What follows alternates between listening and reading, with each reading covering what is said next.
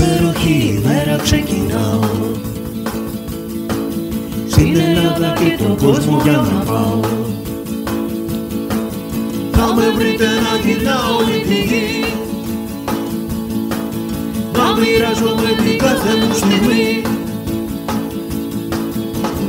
Τρίμμα ιδέη τα ταξίδια μου, ποτάμι κολορέι,